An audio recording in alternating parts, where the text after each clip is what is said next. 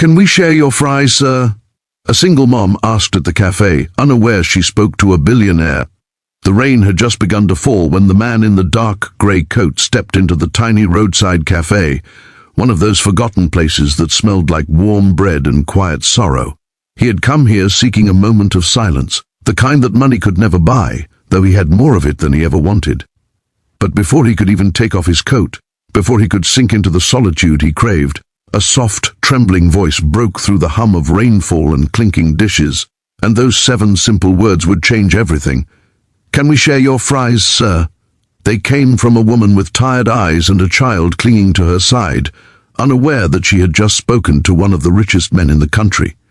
If you believe kindness and second chances can change a life, make sure to like, comment, share, and subscribe to the channel.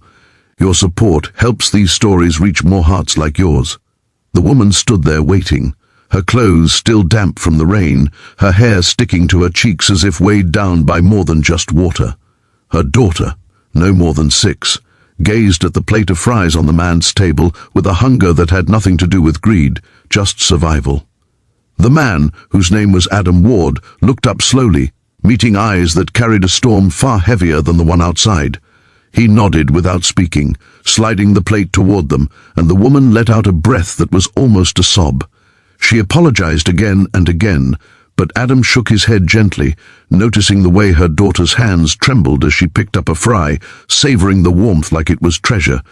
As the minutes passed, Adam found himself unable to look away. The woman ate sparingly, giving almost everything to her child, telling her softly not to rush, that there was no need to worry now. But worry lived in her eyes, etched deeply, as though it had taken permanent residence.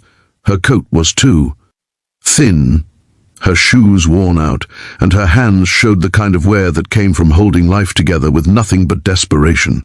She looked like someone who had been fighting battles with no armor left. Adam had seen desperation before, on the faces of workers when his father's company nearly went bankrupt decades ago, before Adam rebuilt it. But something about this woman felt different. Her pain wasn't loud, it was quiet, the kind people overlooked.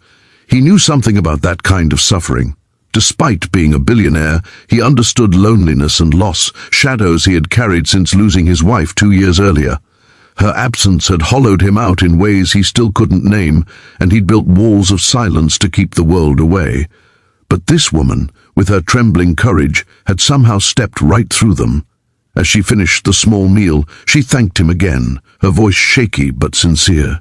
She explained that they had been walking for hours, looking for shelter from the rain, and she only had enough money for a hot chocolate for her daughter. But when she saw the fries on his table, she took a chance. She said she hoped he wouldn't think badly of her.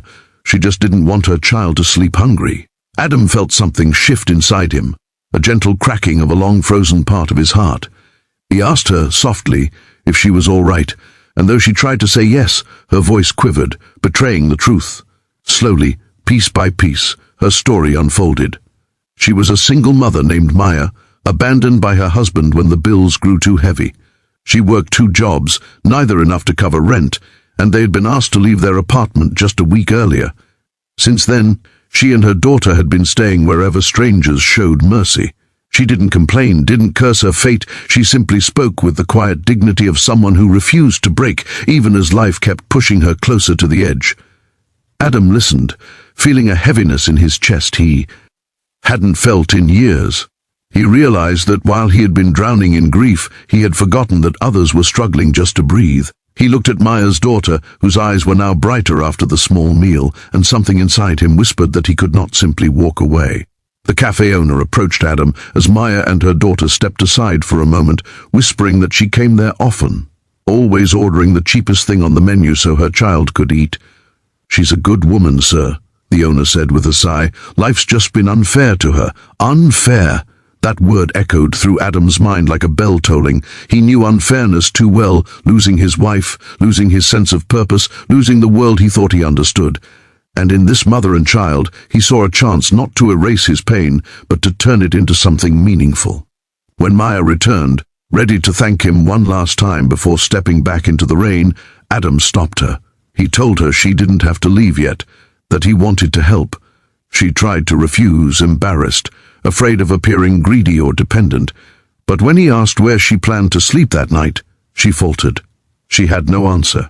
So he made the decision for her, calmly, gently, without pity. He arranged a hotel room for her and her child, ordered warm meals for them, and promised that it was not charity, just kindness from one human to another. Maya broke down, tears streaming silently because she hadn't been shown kindness in so long that she hardly remembered what it felt like.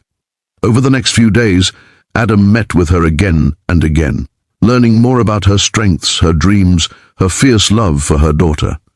He discovered that she had once been studying nursing, but had to abandon her studies when life grew too heavy. Something about her determination lit a spark inside him. He offered to support her education, to help her find stable housing, to give her the chance she had never been given. She resisted.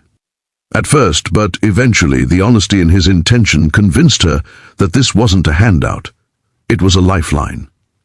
And somewhere along the way, as Maya began to rebuild her life, Adam felt his own heart slowly begin to heal.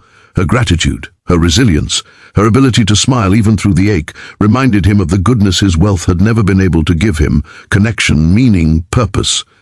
He realized that sometimes the people we help end up saving us in return. Months later, when Maya finished her nursing certification and moved into her new apartment, Adam attended the small celebration she held. Her daughter hugged him tightly, calling him their guardian angel, though he insisted he was nothing of the sort.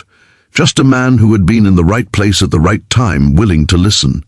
If this story touched your heart, please like, comment, share, and subscribe. Your engagement helps us bring more real, emotional stories to the world. Before you go, comment below what kindness means to you, and how one small act can change a life.